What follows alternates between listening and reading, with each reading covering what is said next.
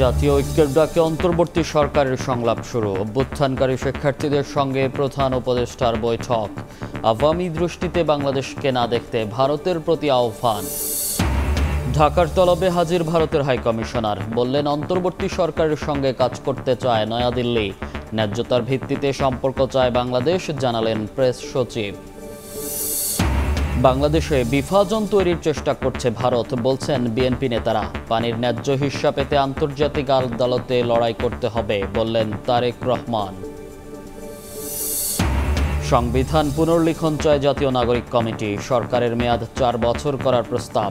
একই ব্যক্তি হবেন না দল, সরকার প্রধান ও সংসদ নেতা। এবং যে কোনো চ্যালেঞ্জ মোকাবেলায় সেনাবাহিনীকে সবসময় প্রস্তুত থাকতে হবে, চট্টগ্রামে সেনাপ্রধান। সিদ্ধান্ত গ্রহণে দেশপ্রেমের চেতনায় উদ্বুদ্ধ থাকার আহ্বান।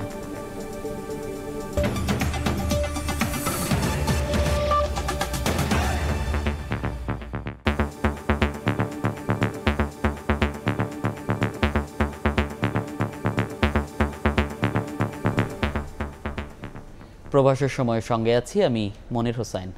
জাতীয় ঐক্যের ডাকে সংলাপ শুরু করেছে অন্তর্বর্তীকালীন সরকার। মঙ্গলবার সন্ধ্যায় প্রধান উপদেষ্টা ডক্টর মোহাম্মদ ইউনূসের সঙ্গে বৈঠক করেছেন অভ্যুত্থানকারী শিক্ষার্থী নেতারা। বৈঠক শেষে বৈষম্য বিরোধী ছাত্র আন্দোলনের আহ্বায়ক হাসনাত আবদুল্লাহ আওয়ামী দৃষ্টিতে বাংলাদেশকে না দেখতে ভারতের প্রতি আহ্বান জানান।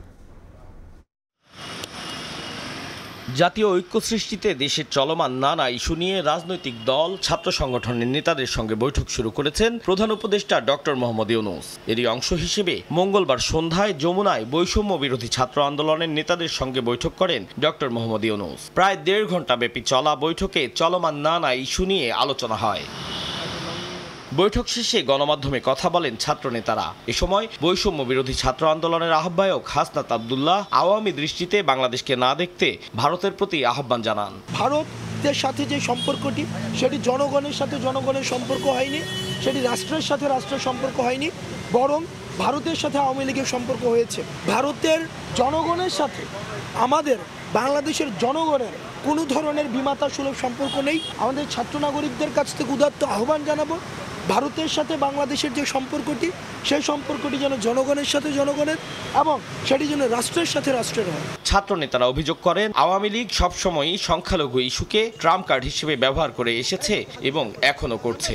5ই আগস্টের আগ মুহূর্তে বাংলাদেশে যে ন্যাশনাল ইউনিটি তৈরি হয়েছে, সেই ইউনিটি আমরা মনে করি এখনো ভাঙেনি। আমরা সকল রাজনৈতিক দল দেশের স্বার্থে একমত। হিন্দু, মুসলিম, বৌদ্ধ, খ্রিস্টান এবং মুসলমান আমরা একসাথে সার্বভৌমত্ব এবং অখণ্ডতার প্রশ্নে আমরা লড়াই করব। 5 আগস্টের পর ঐক্যবদ্ধ জাতি দেশের সার্বভৌমত্ব ও অখণ্ডতার প্রশ্নে এক চুলও ছাড় দেবে না বলেও হুঁশিয়ারি দেন ছাত্র নেতারা। এক চুল পরিমাণ আমরা ছাড় দিব না। আতাউর কাউসার, সময় সংবাদ, ঢাকা। আগরতলায় বাংলাদেশ মিশনে হামলার প্রতিবাদে রাজধানীতে বিক্ষোভ মিছিল করেছেন বিভিন্ন সংগঠন ও শিক্ষার্থীরা। ভারত ক্ষমা না চাইলে আন্তর্জাতিক আদালতে বিচারের মুখোমুখি করার হুঁশিয়ারি দিয়েছেন নেতারা। ভারতের আগরতলায় বাংলাদেশ মিশনে হামলা ও ভাঙচুরের প্রতিবাদে শাহবাগে জাতীয় নাগরিক কমিটির বিক্ষোভ সমাবেশ। সেখান থেকে মিছিল নিয়ে সংগঠনটি কেন্দ্রীয় শহীদ মিনারের অবস্থান নেয়। ভারত বাংলাদেশের সার্বভৌমত্ব নষ্টের পায়তারা করছে অভিযোগ করে সমাবেশে বক্তারা দাবি করেন শেখ হাসিনা সরকার ভারতের সঙ্গে যেসব অসম চুক্তি করেছে সেগুলো বাতিল করতে হবে। আমরা জানি প্রশ্নটা ধর্মের নয়, প্রশ্নটা এক সাম্রাজ্যবাদী শক্তি আরেকজনের উপর, আরেক দেশের সার্বভৌমত্বের উপর নিজেকে চাপিয়ে দেয়া। বাংলাদেশ এই শক্তির চাপ আর মেনে নেবে না। বাংলাদেশ মিশনে হামলা ভিয়েনা সনদের লঙ্ঘন বলেও জানান তারা। হিন্দুত্ববাদী যে সংগঠনগুলো বাংলাদেশের সার্বভৌমত্বের উপর আঘাত করেছে তা সুস্পষ্ট ভিয়েনা চুক্তির লঙ্ঘন।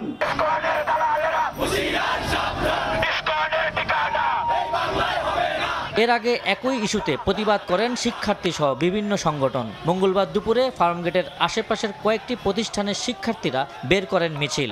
হামলার নিন্দা ও বিচার দাবিতে স্লোগান দেন বিক্ষুব্ধরা। সকালে ঢাকা বিশ্ববিদ্যালয়ের মধুর ক্যান্টিনে সংবাদ সম্মেলন করে হামলায় জড়িতদের গ্রেফতার করে দ্রুত বিচারের দাবি জানায় সার্বভৌমত্ব আন্দোলন। এই ঘটনায় জড়িত উগ্রপন্থী হিন্দুত্ববাদীদের অবিলম্বে গ্রেপ্তার এবং তাদের বিরুদ্ধে দৃষ্টান্তমূলক শাস্তির ব্যবস্থা গ্রহণের জন্য ইন্ডিয়া সরকারের প্রতি জোর দাবি জানাচ্ছি। উগ্রবাদীদের রুখতে কলকাতায় শান্তিরক্ষী বাহিনী মোতায়েনের আহ্বান জানান গণ অধিকার পরিষদের সাধারণ সম্পাদক রাশেদ খান। মমতা বন্দ্যোপাধ্যায়ের উচিত কলকাতার উগ্রবাদী সংগঠনকে তাদেরকে নিয়ন্ত্রণ করার জন্য জাতিসংঘের শান্তিরক্ষী বাহিনীর সহযোগিতা নেওয়া। এই ঘটনায় তীব্র নিন্দা জানিয়ে ভারত থেকে বাংলাদেশ মিশনের কর্মকর্তাদের দ্রুত ফিরিয়ে আনার দাবি জানান গণ অধিকার পরিষদের আরেক অংশের নেতারা। হামলার ঘটনায় ভারতকে অবিলম্বে ক্ষমা চাওয়ার দাবি নেতাদের। আবু সাইদ নিশান, সময় সংবাদ, ঢাকা। আগরতলায় বাংলাদেশের সহকারী হাই কমিশনে হামলার প্রতিবাদে বিক্ষোভে উত্তপ্ত ঢাকা। নয়াপল্টনে বিক্ষোভ মিছিল করেছে বিএনপি। সংঘাতে উস্কানি দিয়ে ভারত বিভাজন তৈরির চেষ্টা করছে বলে মন্তব্য করেছেন নেতারা। ভারতে বাংলাদেশের মিশনগুলোর নিরাপত্তায় সরকারকে জাতিসংঘ শান্তিরক্ষী বাহিনীর সহায়তা চাওয়ার আহ্বান জানিয়েছেন দলটির জ্যেষ্ঠ যুগ্ম মহাসচিব রুহুল কবির রিজভী।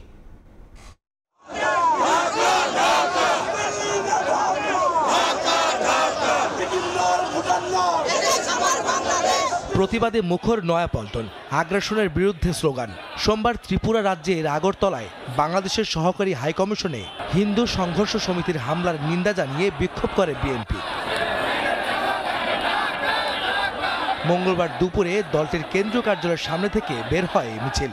এতে অংশ নেন দলটির অঙ্গ ও সহযোগী সংগঠনের নেতাকর্মীরা। এ সময় বিএনপি নেতারা ভারতের আধিপত্যবাদের বিরুদ্ধে প্রতিবাদ জানিয়ে বলেন, বাংলাদেশে পরিকল্পিতভাবে সংঘাতে উস্কানি দিচ্ছে দিল্লি।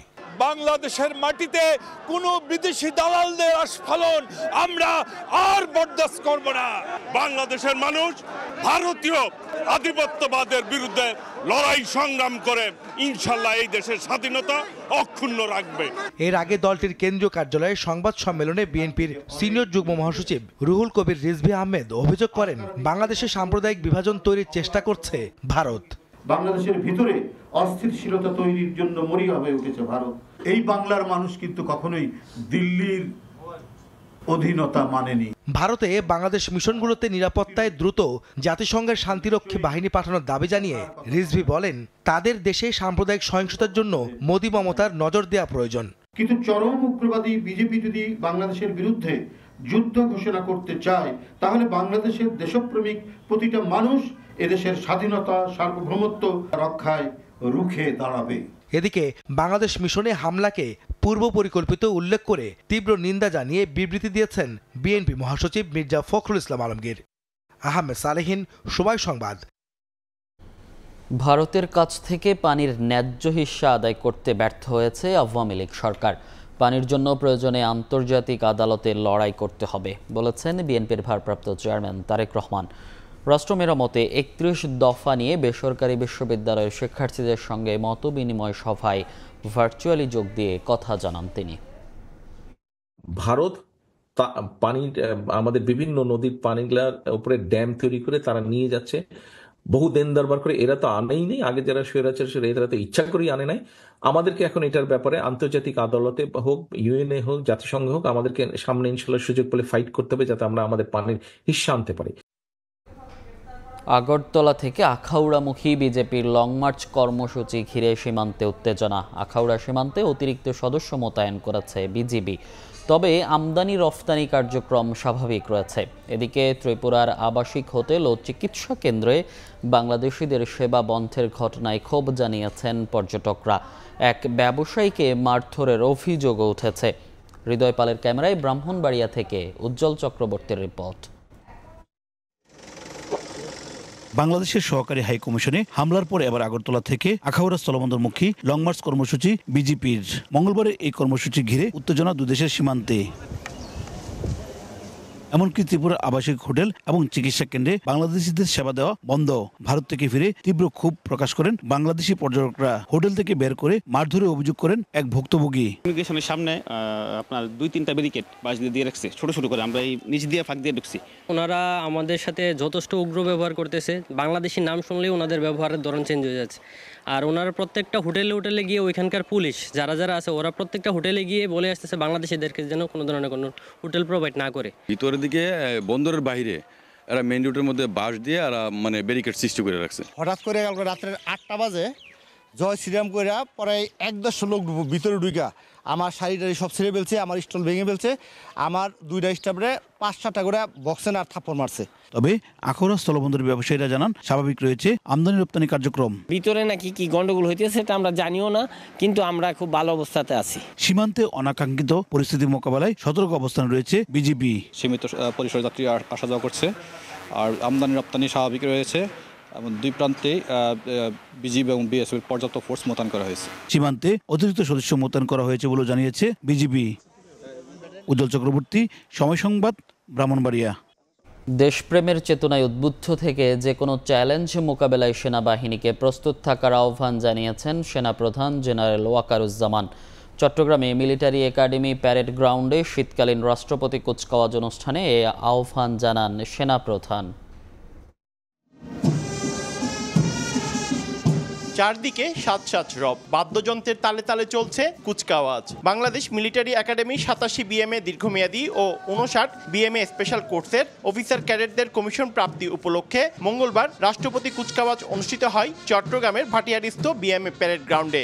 সেনাবাহিনী প্রধান জেনারেল ওয়াকারুজ্জামান অনুষ্ঠানের প্রধান অতিথি হিসেবে উপস্থিত থেকে মনোজ্ঞ কুচকাওয়াজ পরিদর্শন ও প্যারেডের অভিবাদন গ্রহণ করেন। দীর্ঘ 3 বছর কঠোর সামরিক প্রশিক্ষণ শেষে এই মনোজ্ঞ কুচকাওয়াজের মাধ্যমে 87 বিএমএ দীর্ঘমেয়াদী কোর্সের সর্বমোট 213 জন অফিসার ক্যাডেট এবং 59 বিএমএ স্পেশাল কোর্সের 14 জন অফিসার ক্যাডেট ও 4 জন ট্রেনি অফিসার বাংলাদেশ সেনাবাহিনীতে কমিশন লাভ করেন। সেনাপ্রধান কৃতি ক্যাডেটদের মাঝে পুরস্কার বিতরণ করেন। এ সময় সাহসিকতার সঙ্গে সকল পরিস্থিতি মোকাবেলার আহ্বান জানিয়ে সেনাপ্রধান বলেন, দেশপ্রেমকে সর্বোচ্চ গুরুত্ব দিতে হবে। মাতৃভূমির স্বাধীনতা ও সার্বভৌমত্ব অক্ষুণ্ণ রাখার জন্য তোমাদেরকে যে কোনো ধরনের চ্যালেঞ্জের গ্রহণের জন্য সবসময় প্রস্তুত থাকতে হবে। সামরিক চেতনা মূল্যবোধকে সমুন্নত রাখতে এবং যে কোনো সিদ্ধান্ত গ্রহণের ক্ষেত্রে দেশপ্রেমকে সর্বোচ্চ গুরুত্ব দিতে হবে। অনুষ্ঠানে বন্ধু প্রতিম দেশ শ্রীলঙ্কার মিলিটারি একাডেমির কমান্ড্যান্ট, দেশি বিদেশি উচ্চপদস্থ সামরিক ও অসামরিক কর্মকর্তা এবং সদ্য কমিশনপ্রাপ্ত অফিসারদের বাবা মা উপস্থিত ছিলেন। পার্থপ্রতিম বিশ্বাস, সময় সংবাদ, চট্টগ্রাম। বিএনপি চেয়ারপারসন বেগম খালেদা জিয়ার সঙ্গে বৈঠক করেছেন পাকিস্তানের রাষ্ট্রদূত সৈয়দ আহমেদ মারুফ। মঙ্গলবার রাত 8:30টার দিকে গুলশানে বিএনপি চেয়ারপারসনের বাসভবন ফিরোজায় সৌজন্য সাক্ষাৎ করতে যায় 4 সদস্যের পাকিস্তানি কূটনৈতিক দল। প্রায় 1.5 ঘণ্টা ব্যাপী চলা বৈঠকে দুই দেশের স্বার্থ সংশ্লিষ্ট নানা ইস্যু নিয়ে আলোচনা হয়। ভবিষ্যতে বাংলাদেশের সঙ্গে পাকিস্তানের দ্বিপাক্ষিক সম্পর্ক উন্নয়নে করণীয় সম্পর্কেও বৈঠকে আলোচনা হয়। পাকিস্তানি রাষ্ট্রদূত এ সময় বেগম জিয়ার শারীরিক অবস্থার খোঁজ খবর নেন।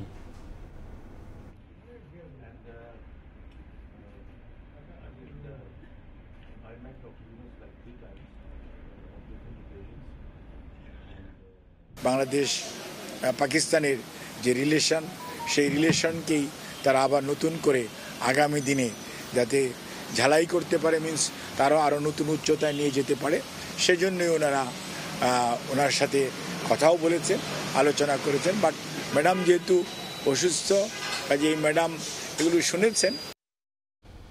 সরকারের মেয়াদ 5 নয় 4 বছর চায় জাতীয় নাগরিক কমিটি। মঙ্গলবার সকালে জাতীয় সংসদ ভবনে সংবিধান সংস্কার কমিশনের কাছে দেয়া প্রস্তাবনায় সংবিধান পুনর্লিখনের দাবি করেন তারা।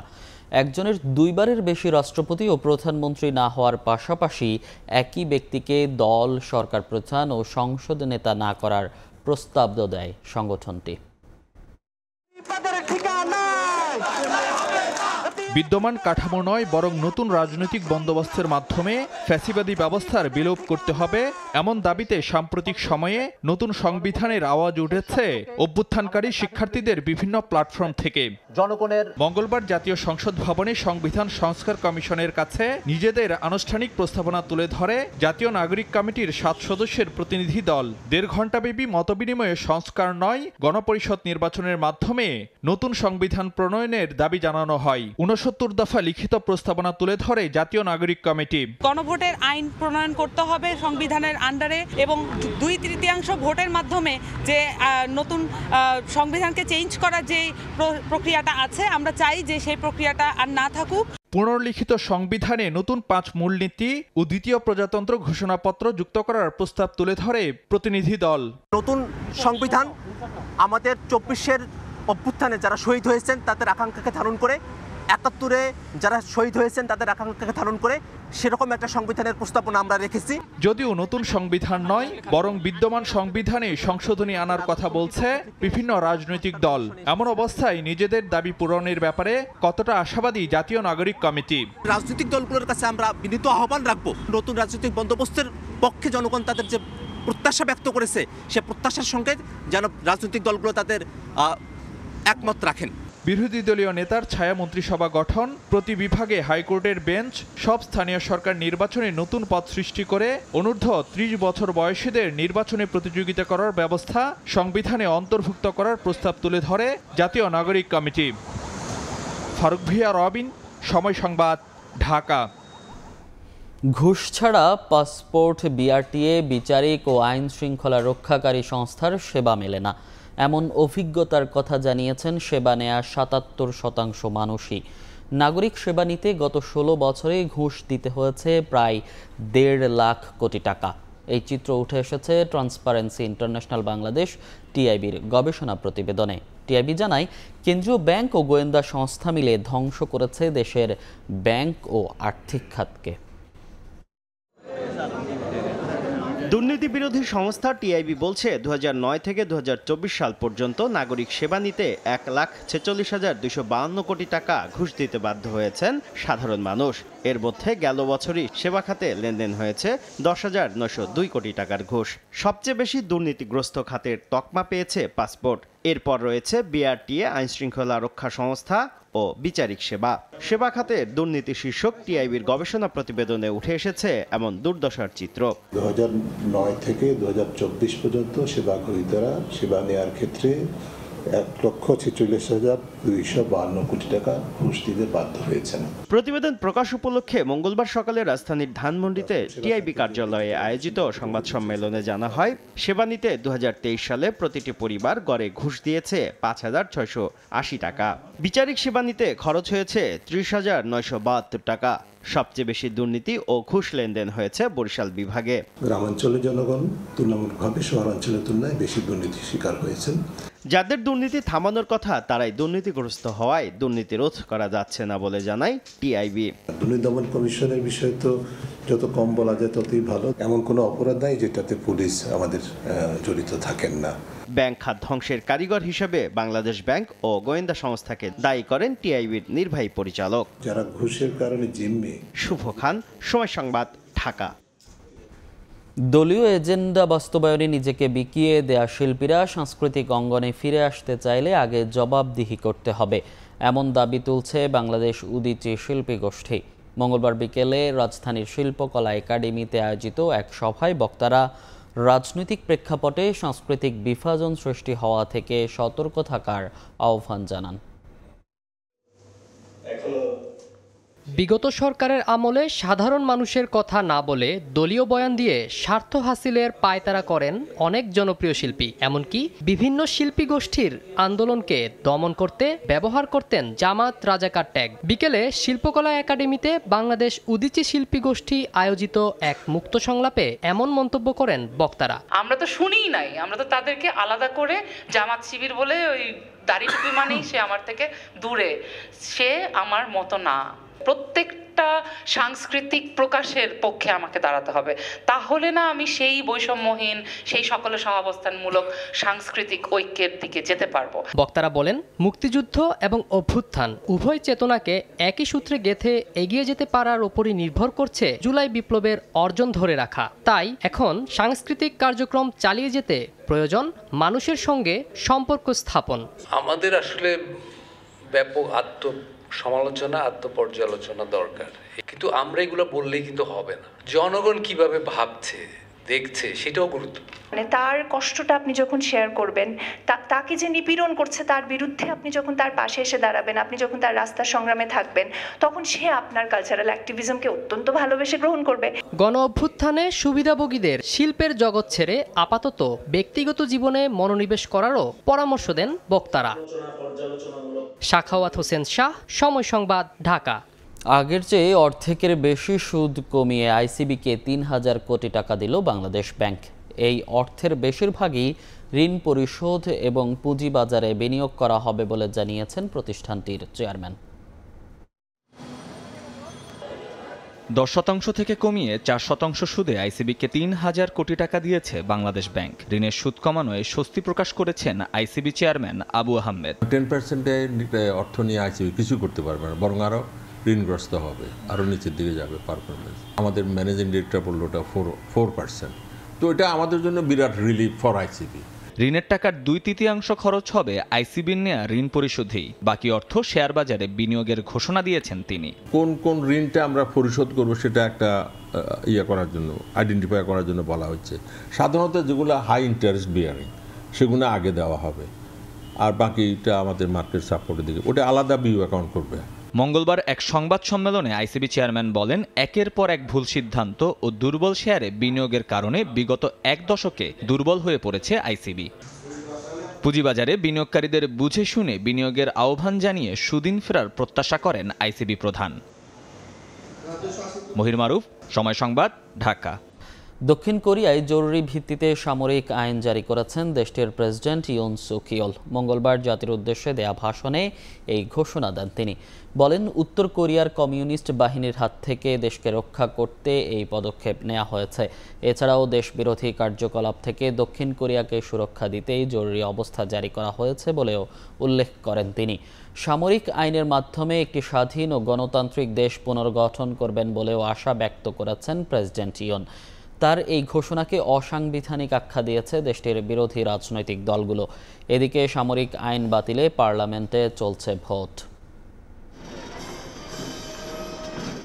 বিবিসির 2024 সালের প্রভাবশালী 100 নারীর তালিকায় স্থান করে নিয়েছেন বাংলাদেশের রিক্তা আক্তার বানু। প্রত্যন্ত অঞ্চলে বিশেষ চাহিদা সম্পন্ন শিশুদের জন্য যথাযথ শিক্ষা প্রদানের উদ্দেশ্যে স্কুল প্রতিষ্ঠা করায় এই তালিকায় জায়গা করে নিয়েছেন তিনি। পেশায় নার্স রিক্তা আক্তার কুড়িগ্রামের চিলমারী উপজেলার বাসিন্দা। প্রতিবন্ধী মেয়েকে প্রাথমিক বিদ্যালয়ে ভর্তি করতে না পারায় নিজের জমি বিক্রি করে স্কুল প্রতিষ্ঠা করেন তিনি। বর্তমানে তার স্কুলে 300 শিক্ষার্থী রয়েছে। এই উদ্যোগের মাধ্যমে রিক্তা সমাজের দৃষ্টিভঙ্গিতে ইতিবাচক পরিবর্তন এনেছেন। ইতালিতে সাইবার অপরাধ ও মাফিয়া চক্রের দৌরাত্ম্য ঠেকাতে কঠিন আইন করছে দেশটির সরকার। অপরাধ প্রমাণিত হলে সাজা হতে পারে 6 থেকে 23 বছর পর্যন্ত কারাদণ্ড। এই আইনে ধরা পড়ার আশঙ্কা রয়েছে অনেক বাংলাদেশি প্রবাসীর। ইতালি থেকে হাসান মাহমুদের রিপোর্ট। সাইবার অপরাধ এবং মাফিয়া চক্রের দৌরাত্ম্যে অতিষ্ঠ ইতালিবাসী। সম্প্রতি বিষয়টি নজরে নিয়েছে দেশটির সরকার। অপরাধ প্রমাণিত হলে সাজা হতে পারে 6 থেকে 23 বছর পর্যন্ত কারাদণ্ড। ফৌজদারি কার্যবিধির কিছু ধারা সংশোধন সহ অপরাধে জড়িত হলে ম্যাজিস্ট্রেটকেও নতুন এই আইনের আওতায় সাজা দেবার বিধান রাখা হয়েছে। সাইবার অপরাধের মাধ্যমে নাগরিক সুরক্ষা ব্যাহত হলে হাতে নাতে গ্রেপ্তার করার সুযোগও পাবে দেশটির পুলিশ। ইতালির মন্ত্রিপরিষদ এই আইন পরিচালনার ক্ষেত্রে অবকাঠামো নির্মাণ এবং পরিষেবাগুলোর সম্প্রসারণের লক্ষ্যে 120 কোটি ইউরো বিনিয়োগ কর্মসূচি হাতে নিয়েছে। আর এ প্রকল্পে প্রায় 1100 নতুন কর্মসংস্থান সৃষ্টির সম্ভাবনা রয়েছে। এদিকে সাইবার অপরাধের সঙ্গে জড়িয়ে পড়ছে ইতালিতে বসবাসকারী বেশ কিছু বাংলাদেশি। প্রবাসীরা বলছেন, আইনটি অনুমোদন হলে বিপদে পড়বেন অনেকেই। কঠিনতর আইন পাস হচ্ছে, অতএব আমরা বাংলাদেশি যে ভাই বোন আছি আমরা চেষ্টা করব যেন সাইবার ক্রাইমগুলোকে এড়িয়ে চলার জন্য। আমরা চেষ্টা করব এখান থেকে যেন আমরা বিরত থাকি, কারণ আমাদের একটা বাংলাদেশি ভাবমূর্তি যেন সবার কাছে উজ্জ্বল থাকে। কারণ ইতিমধ্যে আমাদের অনেক বাংলাদেশি ভাইয়েরা এই অন্যান্য অপরাধে জেলে আছেন। নতুন আইন অনুমোদন হলে কৃত্রিম বুদ্ধিমত্তা, ক্লাউড পরিষেবা, সাইবার নিরাপত্তা এবং আকাশ ও স্থল গতিশীলতার মতো প্রযুক্তিগতভাবে উন্নত সেক্টরগুলোতে ইতিবাচক প্রভাব পড়বে বলে মত সংশ্লিষ্টদের। ইতালির রোম থেকে হাসান মাহমুদ, সময় সংবাদ। আয়ারল্যান্ডে নির্বাচন অনুষ্ঠিত হওয়ার 4 দিনের মাথায় সরিয়ে ফেলা হয়েছে প্রায় সব ধরনের নির্বাচনী পোস্টার। দেশটিতে নির্বাচন শেষে পোস্টার সরিয়ে ফেলার জন্য কঠোর আইন ও এর প্রয়োগের ফলে এমনটি সম্ভব হয়েছে বলে মনে করছেন সেখানে বসবাসরত প্রবাসী বাংলাদেশিরা। আয়ারল্যান্ড থেকে সৈয়দ জুলের রিপোর্টে বিস্তারিত। গেল শুক্রবার অনুষ্ঠিত হয় আয়ারল্যান্ডের সাধারণ নির্বাচন। দেশটির আইন অনুযায়ী ভোটের দিন থেকে 7 দিন পর্যন্ত রাখা যাবে নির্বাচনী পোস্টার, কিন্তু ভোটের 4 দিনের মাথায় অধিকাংশ জায়গা থেকে পোস্টার সরিয়ে ফেলা হয়েছে। দেশটির আইনে নির্ধারিত সময়ের মধ্যে পোস্টার সরানো না হলে প্রতিটি পোস্টারের জন্য প্রার্থীদের গুনতে হবে 150 ইউরো, যা বাংলাদেশি মুদ্রায় 16,000 টাকারও বেশি। শুধু তাই নয়, কোনো পোস্টার যদি এমন কোন স্থানে লাগানো হয় যাতে গাড়ি চলাচল ও সাধারণের চলাফেরায় অসুবিধা হয়, তবে উচ্চ জরিমানা ও কারাদণ্ড কিংবা উভয় দণ্ডে দণ্ডিত হওয়ার আইন রয়েছে দেশটিতে। নির্বাচনী পোস্টার সরিয়ে ফেলায় শহরের সৌন্দর্য বজায় থাকে বলে মনে করেন অনেক প্রবাসী বাংলাদেশি। যেসব প্রার্থীরা একটু লেট করে তার পোস্টারগুলো নামানোর জন্য, এটা সাধারণ পাবলিক যখন রাস্তা দিয়ে যায় তখন তারা এই জিনিসটা ফলো করে এবং পরবর্তী নির্বাচনে তাদের ভোটের জন্য এটা একটা সমস্যা হয়ে দাঁড়ায়। কারণ অনেকেই মনে করে যে সে একজন ভালো প্রার্থী না, কারণ সে এই ধরনের কাজে অনেক গাফলতি করছে। এটা অনেকটা এদের ভোটের জন্য সমস্যা হয়। প্রার্থীরা তাদের ইমেজকে ধরে রাখার জন্য এবং আইনের প্রতি শ্রদ্ধাশীল হয়ে এই কাজটি করে থাকে। পোস্টার কখনো কোনো শহরের সৌন্দর্য বর্ধন করে না। আমাদের দেশও, আশা করব আমাদের দেশও নির্বাচনী প্রার্থীরা এই কাজটি অনুকরণ করবেন। আয়ারল্যান্ডের নির্বাচনী বিধিমালা অনুযায়ী দেশটিতে ভোট কেন্দ্রের 50 মিটারের মধ্যে কোনো প্রার্থীর নির্বাচনী পোস্টার প্রদর্শন করা যাবে না। ভোটকালীন ও শেষ অবধি যদি কোনো প্রার্থী তার পোস্টার প্রদর্শন করেন, তবে 2 বছর পর্যন্ত কারাদণ্ডের বিধান রয়েছে নির্বাচনী আইনে। পোস্টার বা দেয়াল লিখন কখনোই শহরের সৌন্দর্য বৃদ্ধি করে না। প্রার্থীর পরিচিতির জন্য নির্বাচনকালীন সময় পোস্টার জরুরি। নির্বাচন শেষে প্রার্থীর কাজই প্রমাণ করে তার পরিচিতি, এমনটাই বিশ্বাস করেন এখানে প্রার্থী ও এখানের বাসিন্দারাও। সৈয়দ জুয়েল, সময় সংবাদ, আয়ারল্যান্ড। বিশেষ ক্ষমতা বলে বিতর্কিত বাজেট বিল পাশ করে তোপের মুখে ফ্রান্সের প্রধানমন্ত্রী মিশেল বার্নিয়ে। এমপিদের ভোট ছাড়াই বিল পাশ করায় প্রধান বিরোধী দল ও বামপন্থী দলগুলো সরকারের বিরুদ্ধে অনাস্থা প্রস্তাব ঘোষণা দেওয়ার সিদ্ধান্ত নিয়েছে। এমনটি হলে বার্নিয়ের সরকারের টিকে থাকার সম্ভাবনা খুব কম বলে জানিয়েছেন বিশ্লেষকরা। তবে সংসদ সদস্যদের অনাস্থা ভোটে সমর্থন না দেওয়ার আহ্বান জানিয়েছেন ফরাসি প্রধানমন্ত্রী। ফ্রান্স থেকে আরো জানাচ্ছেন মোহাম্মদ লুৎফর রহমান বাবু। ক্ষমতায় আসার 3 মাস না যেতেই শেষ হবার উপক্রম ফরাসি প্রধানমন্ত্রী মিশেল বার্নিয়ের সরকারের সময়কাল। প্রস্তাবিত 2025 সালের সামাজিক সুরক্ষা বাজেটের বিল নিয়েই ঘটতে যাচ্ছে এমন ঘটনা। প্রস্তাবিত বাজেটের লক্ষ্য 6,000 কোটি ইউরো কর বাড়িয়ে এবং ব্যয় কমিয়ে ফ্রান্সের বাড়তে থাকা সরকারি ঘাটতি কমানো। বিবিসির প্রতিবেদন অনুযায়ী গেল নভেম্বরে পরিচালিত এক জরিপে দেখা গেছে 67% মানুষ এই বাজেটের বিরোধিতা করেন। তবে দেশটির প্রধানমন্ত্রী মিশেল বার্নিয়ে বিশেষ ক্ষমতা বলে পার্লামেন্টে এমপিদের ভোট ছাড়াই পাশ করিয়ে নিয়েছেন বাজেট বিল, আর এতেই ঘটে বিপত্তি। দেশটির প্রধান বিরোধী দল ন্যাশনাল র্যালি ও বামপন্থী দলগুলো সরকারের বিরুদ্ধে অনাস্থা প্রস্তাবের ঘোষণা দেওয়ার সিদ্ধান্ত নিয়েছে। এনার নেত্রী মেরি লোপেন জানান, তার দল অনাস্থা প্রস্তাব পেশ করলে অন্যান্য দলগুলোও তাদের এই প্রস্তাবে ভোট প্রদান করবে বলে আশা করেন তিনি। অনেকে ভেবেছিল মিশেল বার্নিয়ার ভালো করবে, কিন্তু এটা অনেক বেশি খারাপ হচ্ছে। আমরা এমন পরিস্থিতিতে তাকে ছেড়ে দিতে পারি না। আমরা আমাদের 1,10,00,000 ভোটারদের দেয়া শক্তি ব্যবহার করতে যাচ্ছি। আমরা সরকারের নিন্দা জানাবো, অনাস্থা ভোট দেব।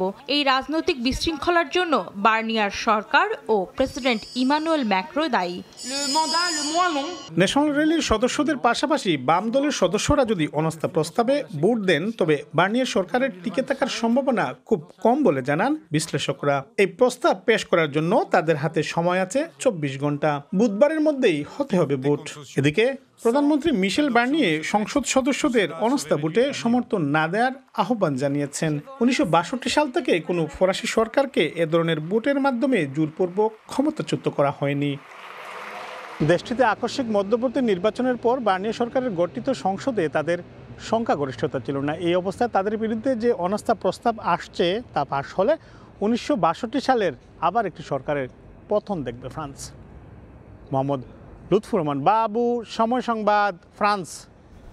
মাস্কাটের পর থিম সং আর গ্রাফিতি, বিপিএলকে সামনে রেখে একের পর এক চমক দিয়ে চলেছে বিসিবি। আবার এলো বিপিএল শিরোনামে বানানো থিম সঙ্গে কণ্ঠ দিয়েছেন মুজা, রাফা আর হান্নান। হোম অফ ক্রিকেটের মিডিয়া প্লাজায় খোলা আকাশের নিচে করা ভিন্নধর্মী এই জমকালো আয়োজনে উপস্থিত ছিলেন যুব ও ক্রীড়া উপদেষ্টা আসিফ মাহমুদ।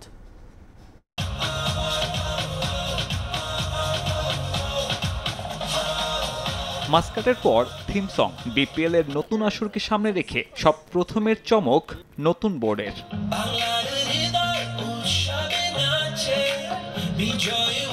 যুক্তরাষ্ট্র প্রবাসী মুজা, সঙ্গীত শিল্পী রাফা আর র্যাপার হান্নান সরকারের কণ্ঠে আবার এলো বিপিএল, যেখানে প্রাধান্য দেয়া হয়েছে নতুন বাংলাদেশ আর তারুণ্যের উচ্ছ্বাসকে।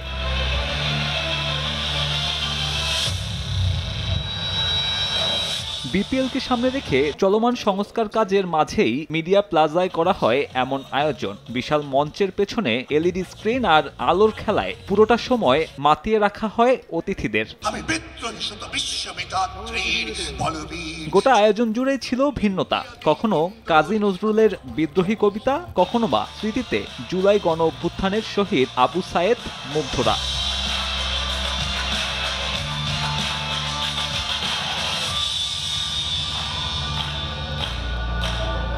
বিপিএলে ভিন্নতা আনতে সরকারের পক্ষ থেকেও রাখা হচ্ছে সর্বোচ্চ ভূমিকা। দেখভাল করছে যুব ও ক্রীড়া মন্ত্রণালয়। নতুন আসরের থিম সং লেখায় ভূমিকা রেখেছেন প্রধান উপদেষ্টা নিজেই। স্যারের টিম সহকারে আমার থেকেও বেশি ইনভলভ ছিলেন এবং ইভেন থিম সংয়েও স্যার কয়েকটা লাইন নিজে লিখে দিয়েছেন এবং বিসিবি সেটাকে অনেক সিরিয়াসলি নিয়ে খুব সুন্দরভাবে সেটার বাস্তবায়নটা করেছে, সেজন্য বিসিবিকে অসংখ্য ধন্যবাদ। তবে এসব পরিবর্তনের ছোঁয়া কেবল মাঠের বাইরে আবদ্ধ না রেখে 22 গজেও প্রতিযোগিতামূলক ক্রিকেটের প্রত্যাশা বিসিবির। ঘরোয়ার সবচেয়ে বড় ক্রিকেট উৎসব দিয়ে এবার দেশের ক্রিকেটের পাইপলাইন সমৃদ্ধির লক্ষ্য। যেসব কর্মকাণ্ড চলছে আমি নিশ্চিত যে বিপিএলে যেসব ফ্র্যাঞ্চাইজি আছে তারাও সেগুলো দেখছে, তারাও উপলব্ধি করবে যে এই বিপিএলে আমরা আগের সব বিপিএলকে ছাপিয়ে যেতে চাই, শুধু বাইরের কর্মকাণ্ডেই না, ভেতরে খেলাতেও। মাঠের বাইরের এত সব চমকের পর অপেক্ষা মাঠের লড়াই শুরুর। প্রতিবারের ম্যারম্যানে বিপিএলকে পেছনে ফেলে 22 গজে কতটুকু পরিবর্তন আসে সেটাই হবে নতুন বোর্ডের সাফল্যের মাপকাঠি। সাব্বির মিথুন, সময় সংবাদ, ঢাকা। সিলেটের প্রথম শিরোপা জয়ের মধ্য দিয়ে শেষ হলো জাতীয় ক্রিকেট লিগের লঙ্গার ভার্সনের 26তম আসর। এবারের টুর্নামেন্টে আলো কেড়েছেন উদীয়মান পেসাররা। সর্বোচ্চ উইকেট শিকারের তালিকাতেও তাদেরই আধিপত্য। টাইগার ক্রিকেটের পাইপলাইন পোক্ত করতে শীঘ্রই সিমারদের নিয়ে আলাদা ক্যাম্পের দাবি পেস বোলিং কোচ মাহবুব আলী জাকির। এক রাউন্ড আগেই শিরোপা নিষ্পত্তি, কত সব আলোচনা সমালোচনা, তবুও জাতীয় ক্রিকেট লিগ এনসিএল এর লঙ্গার ভার্সনের আবেদন কমেনি এতটুকুও। নানা কারণে ব্যতিক্রম এবারের এনসিএল। হওয়া 27 ম্যাচে 846 উইকেটের প্রায় 65% নিয়েছেন পেসাররা। জাতীয় দলের কমিটমেন্টের কারণে তাসকিন, নাহিদরা ব্যস্ত থাকায় পাওয়া সেই সুযোগের পুরোটাই লুফে নিয়েছেন উদীয়মানরা। টুর্নামেন্ট শেষে আলোচনায় তাই এনামুল, রুয়েল মিয়ারা। বেসিক্যালি সবাই তো 6-5 ফরম্যাটেই খেলতে চাইতেছে বিকজ অফ কিছু শুধু একটা ভেন্যু ছাড়া সব ভেন্যুতে খুব অ্যাটাকিং ইয়ার উপরে আছে, উইকেটের উপরে আছে।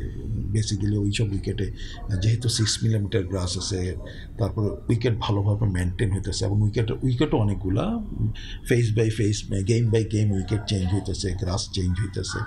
সো আর বোলিং অ্যান্ড বলের তো একটা ব্যাপারই আছে। সো ফাস্ট বোলারদের একটা মনে হয় যে একটা ভালো ট্রেন্ড চলতেছে এই এনসিএলে দেখলাম। গেল কয়েক বছর ধরে ঘরোয়া উইকেটে ভিন্নতা এনেছে বিসিবি। ফলাফল ঘরোয়া ক্রিকেটে পাওয়া আত্মবিশ্বাস পেসাররা ধরে রাখছেন জাতীয় দলে। সাম্প্রতিক সময় টাইগারদের পেস বিপ্লবের যা বড় কারণ। গ্রাসের একটা ব্যাপার, উইকেটের একটা ব্যাপার আছে। এই উইকেট আমরা কি ইন্টারন্যাশনাল মেনটেন করি, 6 মিলিমিটার গ্রাস, যেটা যারা ওরা কখনোই শুনে নাই। ডিপ বলের ক্যারেক্টারকে ওরা জানেই না। যখন দেখছে সুইং বাড়তেছে, সো সার্ভাইভিং ব্যাপারগুলা তাদের আসতেছে।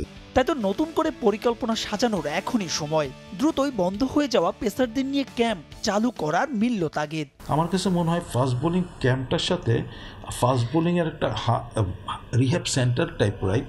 আপনি যদি হাব তৈরি করতে পারেন যে year the calendar, suppose national player, HP player, এই টিমের প্লেয়ার, সিনিয়র প্লেয়ার, ইয়াং যারা আসতেছে তারা যদি সব একসাথে সমন্বয়ভাবে কাজ করে, এত ফাস্ট বোলার এখন আসছে, আমাদের কাছে মনে হয় ফাস্ট বোলিং ক্যাম্পটা বোধহয় আবার চালু করা উচিত আমাদের।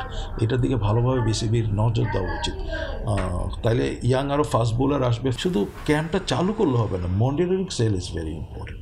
বছরে যদি 4 বার ক্যাম্পটা হয় ইজ ভেরি ফ্রুটফুল না? আপনার 4 মাসের একটা ক্যাম্প, প্রতি 3 মাস 4 মাস পর একটা ক্যাম্প যদি করেন, অ্যাকচুয়ালি নট 1 মাসও বলি না আমি, 15 days is enough, because of ওই কাজটা হবে স্কিল বেস।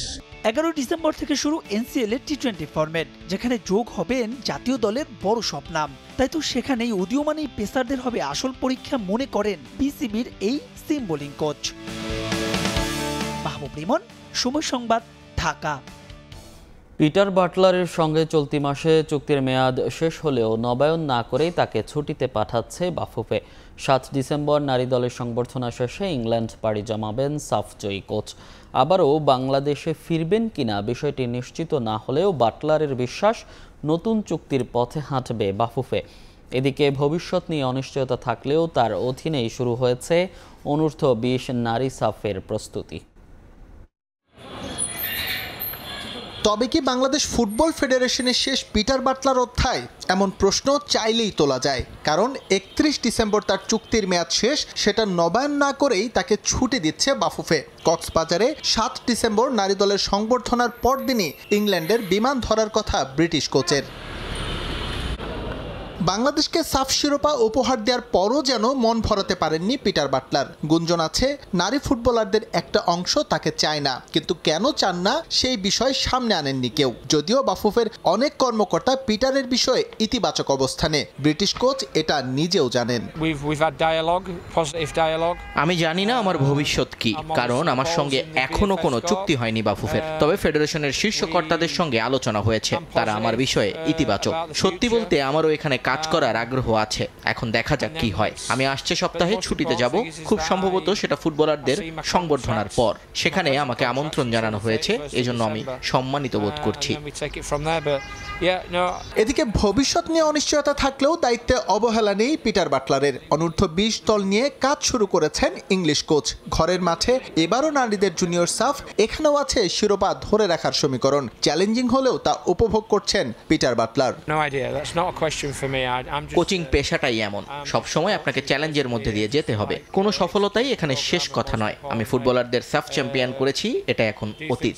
আমি যদি সেটা ধরে বসে থাকি তাহলে ভুল হবে। আমাকে সবসময় সামনের বিষয়গুলো নিয়ে পরিকল্পনা সাজাতে হয়, তাই করছি। ফেব্রুয়ারিতে অনূর্ধ্ব 20 সাফ খেলবে মেয়েরা, ওদের আনুষ্ঠানিক অনুশীলন শুরু হলো। আমি জানি না সে পর্যন্ত থাকবো কিনা, তবে এই দলে অনেক প্রতিভাবান ফুটবলার আছে, আমার বিশ্বাস ওরা ভালো কিছু করবে।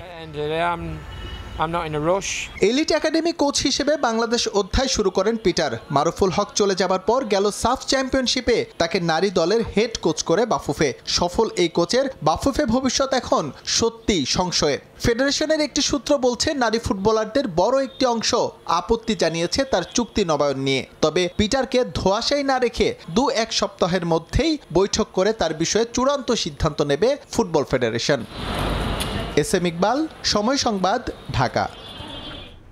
এ পর্যায়ে শীর্ষ সংবাদগুলো জানিয়ে দিচ্ছি আরেকবার। জাতীয় ঐক্যের ডাকে অন্তর্বর্তী সরকারের সংলাপ শুরু। অভ্যুত্থানকারী শিক্ষার্থীদের সঙ্গে প্রধান উপদেষ্টার বৈঠক। আওয়ামী দৃষ্টিতে বাংলাদেশকে না দেখতে ভারতের প্রতি আহ্বান। ঢাকার তলবে হাজির ভারতের হাই কমিশনার, বললেন অন্তর্বর্তী সরকারের সঙ্গে কাজ করতে চায় নয়াদিল্লি। ন্যায্যতার ভিত্তিতে সম্পর্ক চায় বাংলাদেশ, জানালেন প্রেস সচিব। এবং বাংলাদেশে বিভাজন তৈরির চেষ্টা করছে ভারত, বলছেন বিএনপি নেতারা। পানির ন্যায্য হিস্যা পেতে আন্তর্জাতিক আদালতে লড়াই করতে হবে, বললেন তারেক রহমান।